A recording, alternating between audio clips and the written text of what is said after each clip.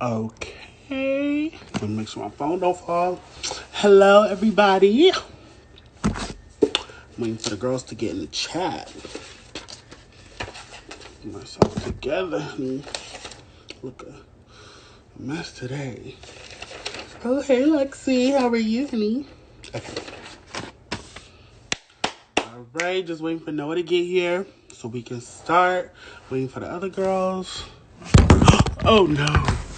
There we go. Okay. How are you, baby doll? Thank you for joining us today on Living for Sis. Scam, hey.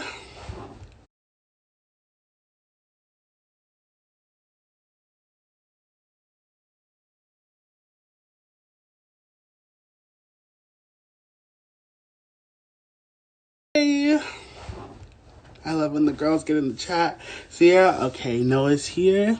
Let me get it popping. Alex is here. Oh, stop doing that. Okay, there we go.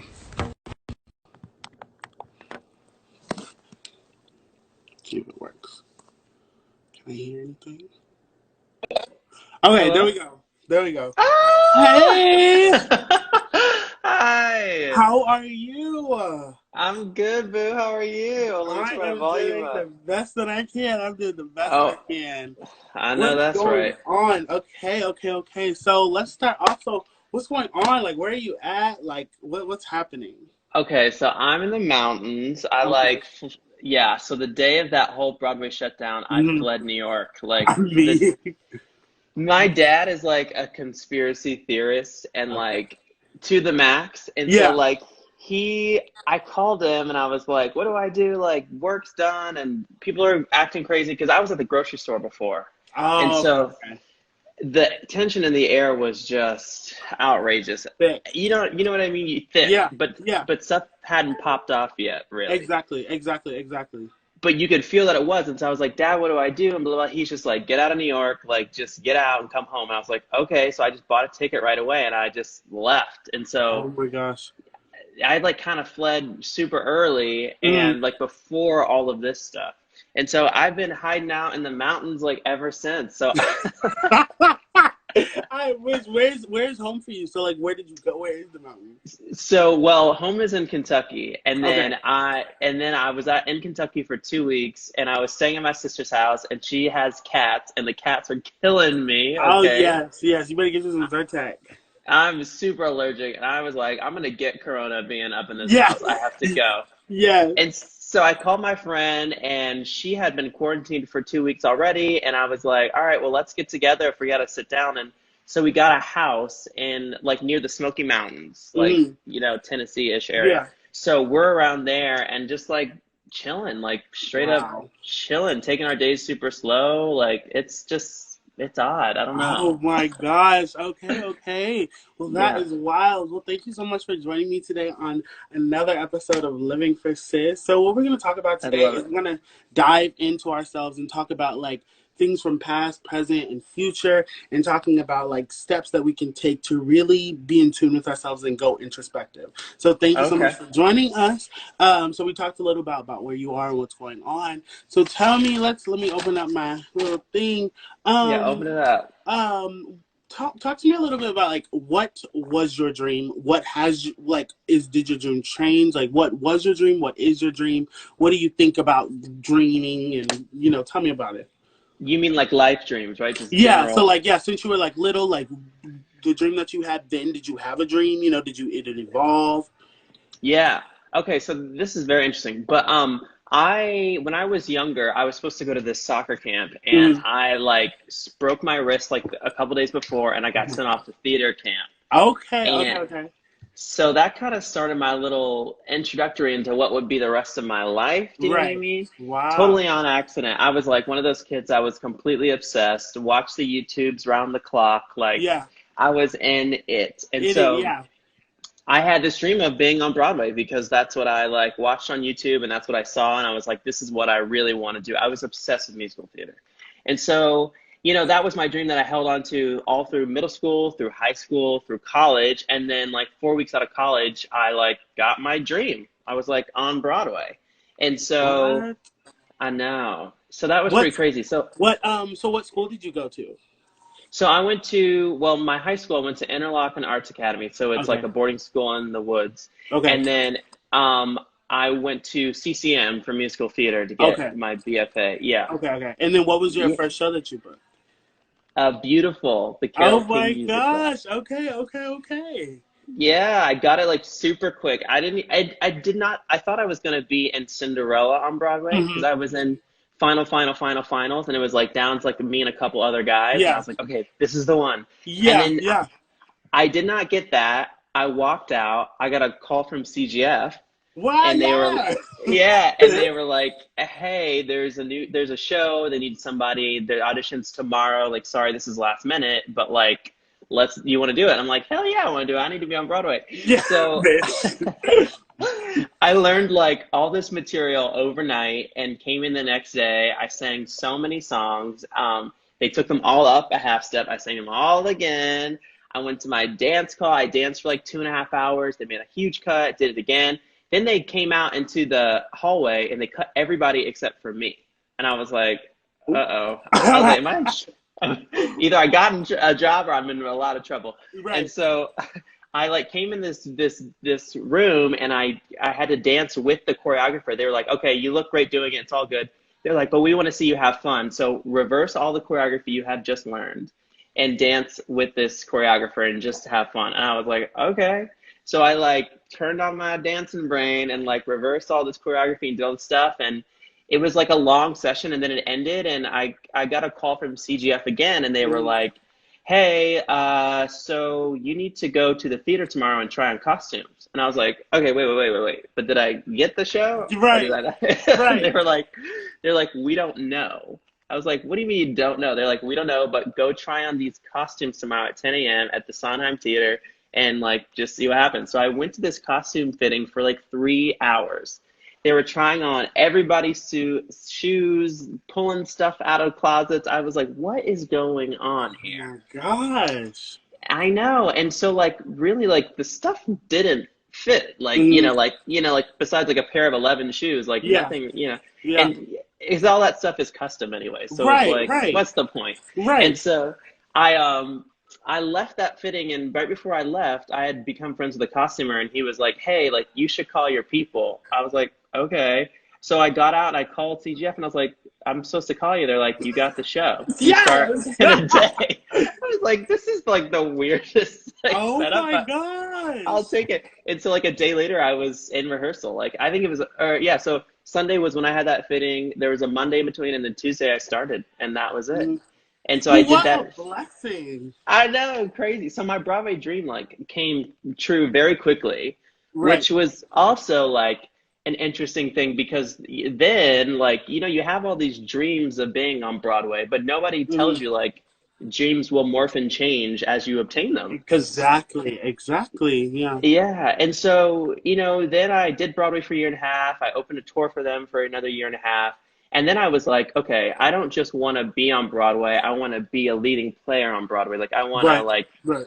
or at least work toward it, right? And like be Right. Right. covering people. And so, I was like, it was one of those times actually when I was on tour, I was looking at shows that were happening on Broadway, and it was like a little bit disheartening because there were not many shows for men of color that like to be in at the time. Yeah. Because I was like, I Yeah. want to play these roles, but there's maybe like, how many? And so Exactly.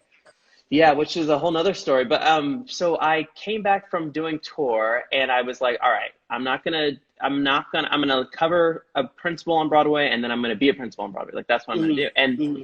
those dreams were obtained. Like I joined the cast of Frozen, which was super great, like 2 weeks after being back in New York, which was nice, and was covering Kristoff and Pobby, which Yeah. was a surprise to me. They like threw that last cover in there, so I got double the coverage.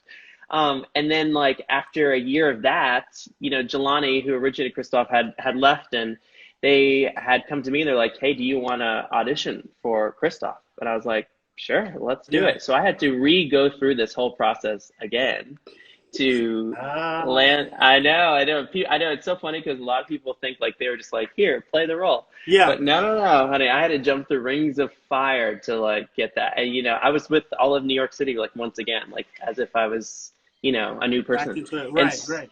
yeah, and so then I like got that next stream of being a principal on Broadway, which is Right. super fun. And so now I'm at a time in my life where I think like my dreams are definitely changing because I'm like, all right, I've been on Broadway now for 6 years straight. Like, I mean, I've 8 shows a week, which is a lot of shows. Hmm. And I'm like, that's incredible. But I'm like, what's next? And so I think what's next is like, I really want to like be a series regular on a television show. And, Hmm. and I think that's what's next. And hopefully if it could involve some musical element, that would be cool. But, I think like the TV world's the next dive that I want Right. to, Right. that I want to go Venture towards into. in terms of dreams. Oh my gosh! Well, that is such a blessing. I am so proud of you, bitch. Like that is. But I talk to people about it all the time. Like I think like it means so much to make it, but to be one of us and to make it, especially in the fold that you are doing it in, and the fact that you're being able to represent black men as princes in a way, like on Broadway, in a very well known show and a very well known musical, like that is everything. So thank you for that, for Oh my God. carrying Thank you. that. Don't make me cry this No, early.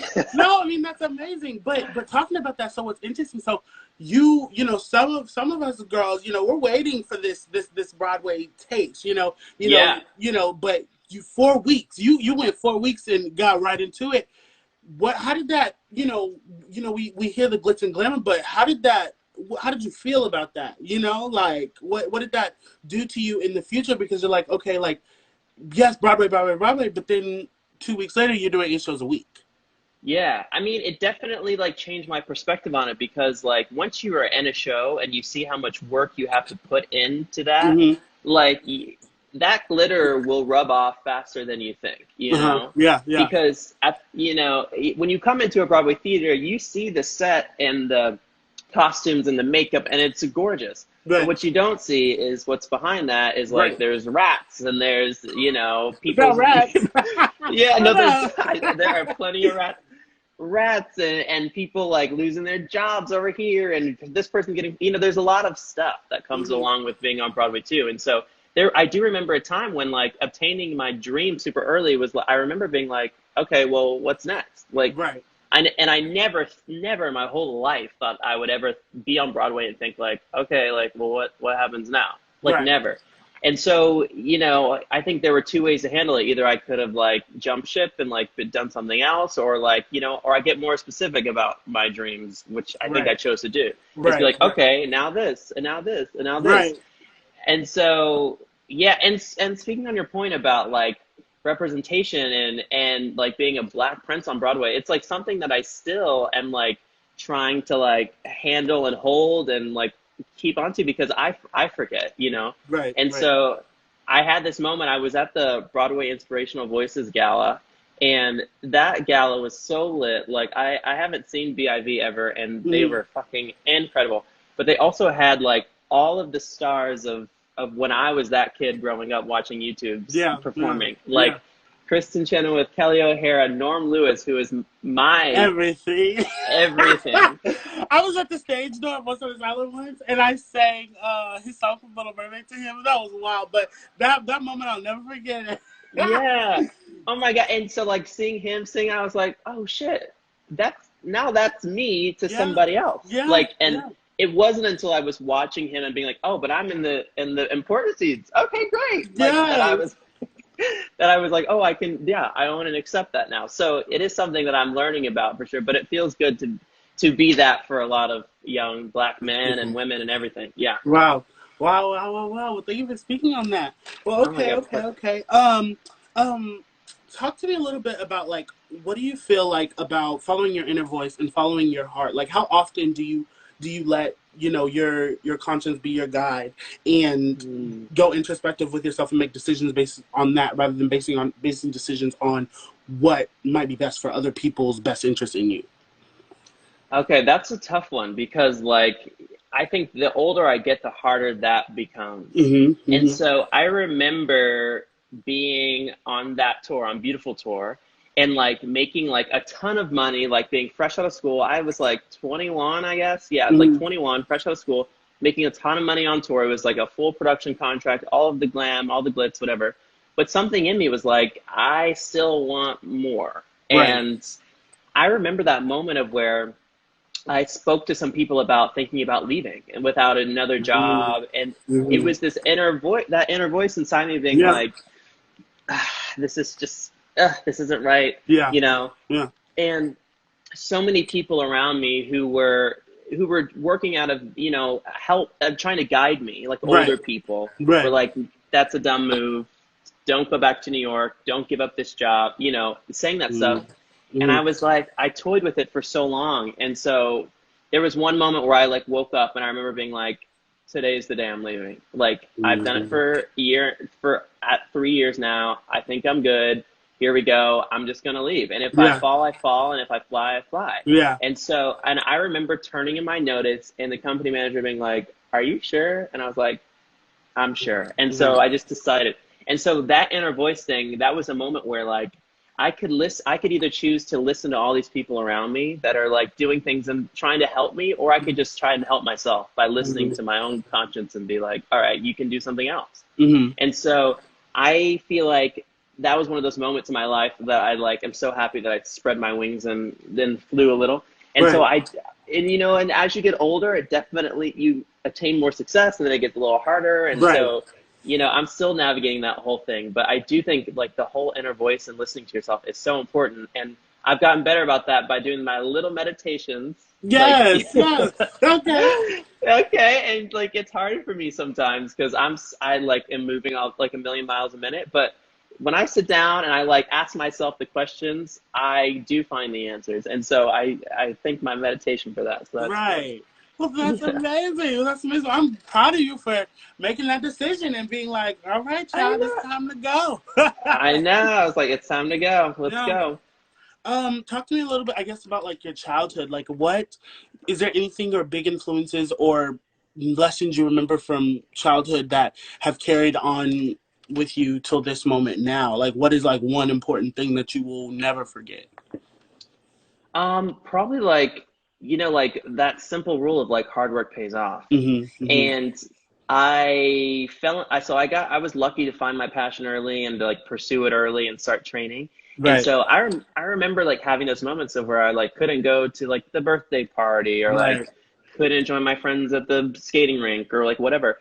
And like that sucked. And I had always teetered on like, oh, like should I do this? You know, Yeah. I love Yeah. this thing, but it takes so much of my life. Right. And so I think it was when oh yeah, when I got Jack and Into the Woods and like this like community giant production of Into Yes. the Woods. And honey, you could have told me I won a Tony Award because Yes, like bitch.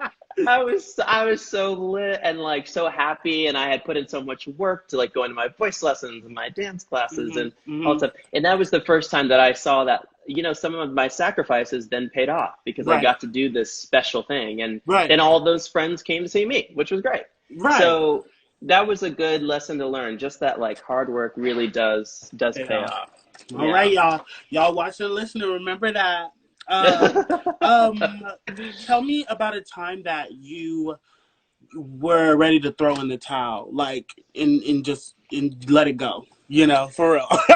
Yeah. Yeah. You know, I would honestly like this year like has been a really rough year for me. And so it wasn't so much that it had been rough in my job Hmm. or anything like that, but I dealt with like over the last probably like year and a half a bunch of life stuff. Right. Like Right. I had like, you know, I think this was the year that I was like, I'm gonna throw in the towel and I'm gonna move and no one's gonna hear from me and you know, and that's it. Yeah. And so it came about in a variety of ways. Like I went through a breakup, Hmm. my apartment caught the apartment above mine caught fire and it almost went down to my Oh apartment. my gosh. You know, I had to find a new apartment in like 2 days and Yeah. move all my shit out because they were scared the ceiling's gonna cave. Like, Right. you know, and I moved to a new apartment and I'm in there for 8 months and then there's a gas leak and then there's no, you know, like, Hmm. Hmm. and then I get sick and then Yeah. I lose my voice. You know, it was one of Right. these, like, it was like a year, I feel like, of just like this thing, you Right. know? Right. Right. And I definitely had a moment. It was when I had my first panic attack, which was not too long ago, like right Oh before my all this god.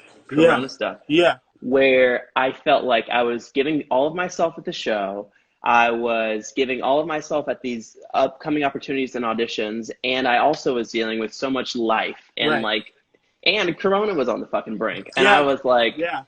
I just like kind of maxed out, and I like definitely had a moment where I was like, I had my first panic attack. It was in my dressing room. It was like a horrible experience, Hmm. and so I definitely like that was the moment when I was like, I could be done with everything today. Like I could just go away, and like no one hears from me, and it's gonna be good. And so like I don't know, those are the moments where like you have to fucking reset, Yeah. and Yeah. I did. Like, I was like, I was already planning to take a little break. It just happened that Corona gave it to me anyways. Yeah. But Yeah. I was already planning to take a little break. And that was because, like, I just needed a mental reset. Like, I don't have to tell you how hard it is to live just in New York City. And so, to put the pressure of the job and all the Right. auditions and the this and that and rejection and all that stuff on top of it, it became a lot. So that was definitely a throw in the towel moment for me. Oh, wow, wow. And how So, did yeah. you, so do you think like this break was very, very much needed, like in it kind of centering you in a way that you are able to kind of take a load off and ease back into it, when the time is Yeah. right? Good. Yeah, I think it was a weird